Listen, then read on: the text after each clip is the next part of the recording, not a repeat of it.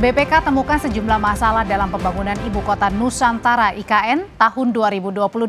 Sebelumnya, Kepala dan Wakil Otorita IKN mengundurkan diri dari jabatan.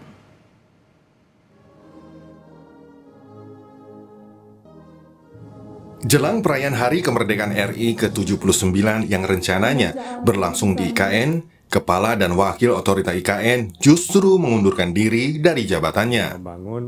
Menanggapi mundurnya Kepala dan Wakil Otorita IKN, Presiden Joko Widodo bilang karena alasan pribadi. Jokowi menambahkan mundurnya pimpinan Otorita IKN tak akan mengganggu investasi. Enggak. Ini hanya nggak ada masalah ya Pak? Enggak ada masalah. Pak Doni juga sebagai Gimana? Pak Doni juga Pak, apakah menjadi Belum, Pak Doni belum. Sementara itu, Menko Marves Luhut Binsar Panjaitan bilang tak ada masalah pada pembangunan dan investasi di IKN. Luhut menegaskan masalah justru pada pimpinan otorita IKN. IKN itu tidak ada masalah. Yang masalah yang jadi pimpinannya. Jadi kalau orang melihat tidak ada investasi, pembangunan semua jalan. Ya ada yang lambat sana sini ya biasalah. Tidak ada isu.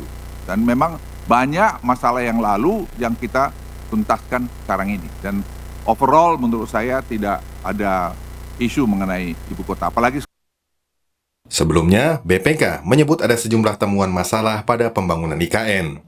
BPK menyebut masalah ditemukan pada pembangunan infrastruktur belum selaras RPJMN tahun 2020-2024 hingga Kementerian PUPR yang belum sepenuhnya memiliki rancangan. Hingga saat ini, pembangunan wilayah IKN diklaim telah mencapai 80%. Pembangunan Istana Presiden telah mencapai 74%, sedangkan perumahan menteri telah selesai 90%. Sementara fasilitas lainnya seperti lapangan upacara, progresnya telah mencapai 56%. Hunian ASN ditargetkan 47 tower selesai pada Juli mendatang. Sedangkan akses utama jalan tol, progresnya rata-rata telah mencapai 70%. Meski ada sejumlah kekurangan, namun Presiden Joko Widodo optimistis pembangunan IKN sesuai dengan jadwal yang direncanakan. Bahkan, Jokowi meyakini upacara peringatan ke-79 Hari Kemerdekaan bisa berlangsung di IKN. Tim Liputan, Kompas TV. BPK temukan sejumlah masalah di pembangunan IKN, sementara Kepala dan Wakil Otorita IKN justru mengundurkan diri jelang upacara peringatan ke-79 Kemerdekaan Republik Indonesia yang rencananya akan berlangsung di IKN. Lalu apa yang menjadi kendala hingga BPK menemukan masalah maupun mundurnya Kepala dan Wakil Otorita IKN? Apakah keduanya ini ada berhubungan? Kita akan berbincang malam hari ini bersama anggota Komisi 2 DPR Gus Pardi Gaus dan juga pengamat kebijakan publik Agus Pambagio. Sebelumnya kami juga sebenarnya telah mengundang perwakilan dari pemerintah maupun BPK, tapi hingga kini belum ada konfirmasi. Tapi nggak apa-apa, kita melanjutkan perbincangan yang sedang panas ini. Pak Agus, selamat malam. Pak Agus Pardi, selamat malam. Selamat malam. Ya, saya mau ke Pak Agus dulu. Pak Agus, hari Senin Kepala Otorita IKN dan wakilnya mundur. Pak Jokowi bilang ini ada alasan pribadi. Pak Luhut bilang nggak ada alasan, yang masalah pimpinannya. Nggak ada masalah, yang ada masalah sama pimpinannya. Kemudian BPK ada menemukan setidaknya ada 4 masalah di IKN. Jadi benar mundurnya Kepala dan Wakil Otorita IKN ini terkait ada masalah di IKN? Yang jelas sih kalau dari yang saya dapat bukan mundur tapi dimundurkan. Tapi anyway, pemerintah yang tahulah urusan ini. Tapi dari awal kan saya selalu bilang, IKN itu jangan pakai modelnya Pak Jokowi, cepat. Yang ada nanti malah repot gitu ya. Terbukti banyak infrastruktur yang dibangun rusak sebelum saatnya dan untuk biaya perbaikannya mahal. Saya khawatir IKN akan seperti itu. Jadi kalau diduga-duganya mengundurkan diri berbarengan nih ya, wakilnya dulu baru ke ketuanya mundur ini karena nggak kuat dengan beban kerja. Iya, kalau dia diberhentikan, kalau dia mundur, kalau dia diberhentikan kan beda lagi, ya kan? Nah, apa ini kan nggak jelas. Pokoknya santer mundur atau diberhentikan. Kalau saya kok rasanya ini diberhentikan karena ada persoalan Nah, itu saja kan investor. Investor sih nggak akan datang meskipun tidak diberhentikan karena ini masih brownfield istilah saya karena itu tanah semua ya dari awal. Jadi nggak ada investor akan datang. Dia akan datang ketika sudah siap infrastrukturnya. Nah, tugas infrastruktur itu yang bangun pemerintah, nggak mungkin swasta harus bangun. Kembalinya dari mana? Misalnya suruh bangun hotel. Emang ada berapa orang akan datang ke IKN? Bangun rumah sakit. Emang ada berapa orang bangun sekolah? Jadi semua itu disiapkan oleh pemerintah dengan APBN. Itu saja. Kalau mengharapkan investor menyiapkan itu, nggak akan datang. Mana ada investor gila mau bangun gitu. Makanya karena salah satu dari temuan BPK ini menyebutkan bahwa ada masalah dalam sumber pendanaan alternatif selain APBN, yaitu KPBU kerjasama pemerintah dan badan usaha. Ya KPBU ya pada bangkrut semua kan karya-karya itu. Sekarang mau cari mana lagi? Ya harus APBN. Sama seperti kereta cepat dan semuanya kan KPBU-nya jalan tol semuanya kan sudah habis napasnya swastanya maksudnya BUMN itu. Ya sekarang ya praktis APBN ada nggak uangnya? Nggak tahu saya. Nanti kan ada makan gratis atau minum susu gratis kan duit lagi. Nah maksud saya selalu saya katakan jangan buru-buru lah.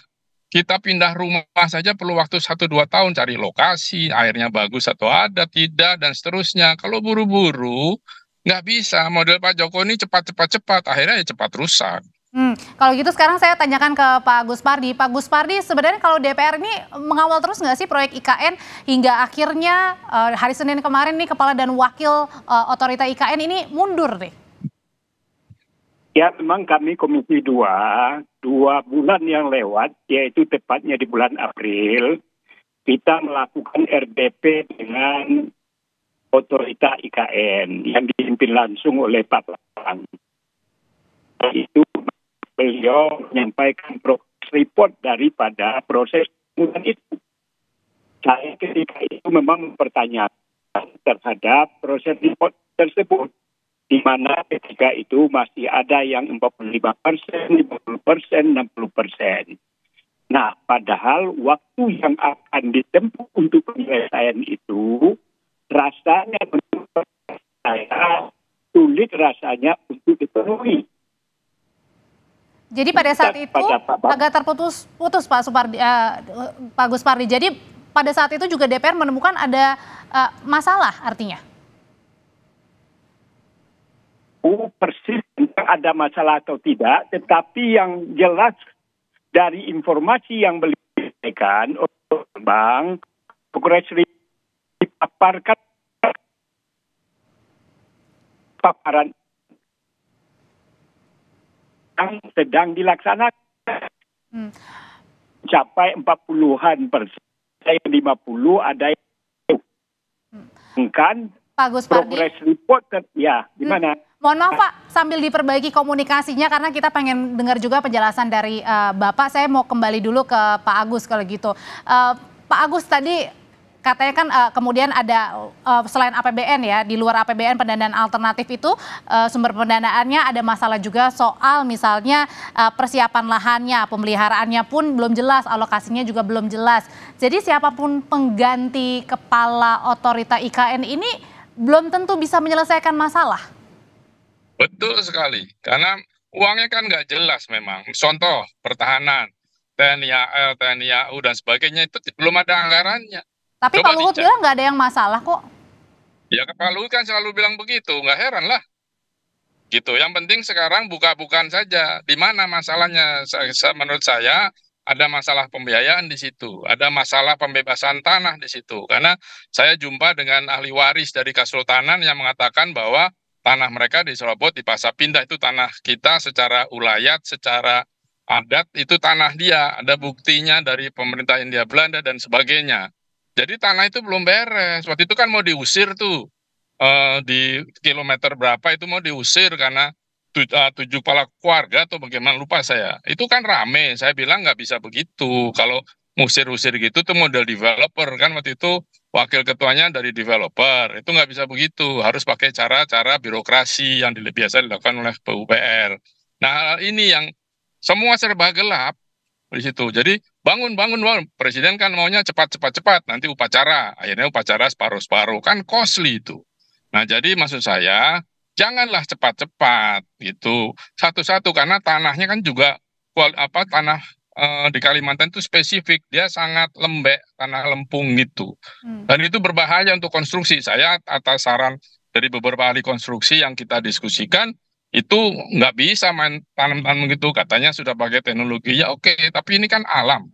Contoh ada bandara yang amblas 1 meter, itu urukan. Nah itu harus ditata dengan baik alam ini, jangan buru-buru gitu. Oke, saya mau kembali ke Komisi 2, mudah-mudahan saluran komunikasinya baik, Pak Gus Pardi.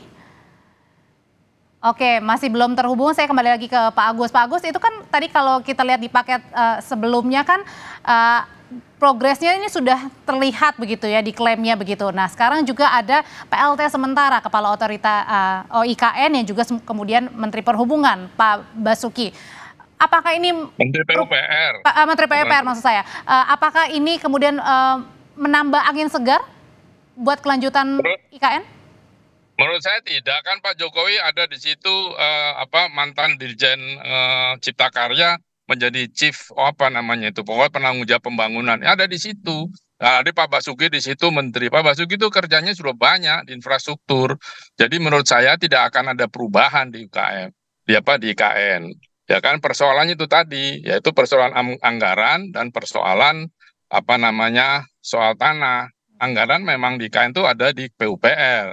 Nah, apakah ditambah atau tidak? Saya tidak tahu. Itu yang harus menjawab Pak Basuki atau Menteri Pak Luhut yang paling tahu menteri di sekitar Presiden Jokowi gitu. Kalau Pak Jokowi juga bilang ini tidak ada masalah, kemudian juga investasi tetap ya, kalau lanjut. ada masalah jadi persoalan dong. Pasti ngomongnya tidak ada masalah. Nggak mungkin, oh ini ada masalah begini, nggak mungkin lah. Ini soal legacy. Termasuk juga belum dengan penandatanganan perpindahan ibu kota itu termasuk masalah atau? Iya pasti akan ada masalah, misalnya mau ditempati oleh menteri dan sebagainya mulai bulan Juli ini dan seterusnya. Memangnya kedutaan besar mau pindah? Enggak lah. Di Malaysia juga kedutaan besarnya nggak pindah, tetap di Kuala Lumpur gitu. Dan masih banyak sekali persoalan-persoalan yang harus dibahas perlahan. Dilakukan pembangunan jalan terus, tapi tidak bisa buru-buru seperti sekarang kita pindah rumah aja perlu waktu setahun lebih. Masa pindah ibu kota bisa 2 tahun didudukin, ditempatin begitu kan? Mekanisme kos untuk orang terbang Jakarta, di Kaltim dan sebagainya kan perlu biaya. Orang yang akan di situ, itu kan harus ada tambahan gaji. Meskipun tadi Pak Tito juga bilang kalau yang mau pindah ASN-nya nanti akan ada hitung-hitungan promosinya mungkin bisa lebih cepat gitu kan, menambah daya tarik. Bisa saja. Tetapi hidup di sana kan mahal. Pulang ke Jawa atau pulang kemana dibiayai negara apa enggak? Kalau dia tidak ada keluarganya kan urusan biologis juga akan bermasalah. Ini saya belum pernah lihat studi antropologi yang dibuat oleh OIKN. Karena begitu kita tahu studi antropologi kalau ada, katanya sih ada. Kita bisa membuat mitigasinya. Kalau sekarang kan nggak ada, saya belum lihat gitu. Saya udah tanya berkali-kali itu secara publik. Pak Gus, jadi terakhir nih Pak Jokowi pada saat ditanya sama wartawan tetap yakin bahwa nanti ada upacara 17 Agustus tahun ini di IKN. Jadi kalau Pak Agus lihat masih optimis upacara 17 Agustus 2 bulan lagi akan di IKN? Ya kalau presiden perintahkan harus optimis. Dari mana dananya, dari mana cara kerjanya. Ya Pak Heru, PJ Gubernur kan juga sudah mengatakan. Ya ke presiden perintah ya harus dilaksanakan. Whatsoever dari mana dana itu. Dan siapa yang akan mengerjakan. Kan nggak mungkin, wah Pak nggak bisa Pak ini. Nggak bisa, presiden bilang harus.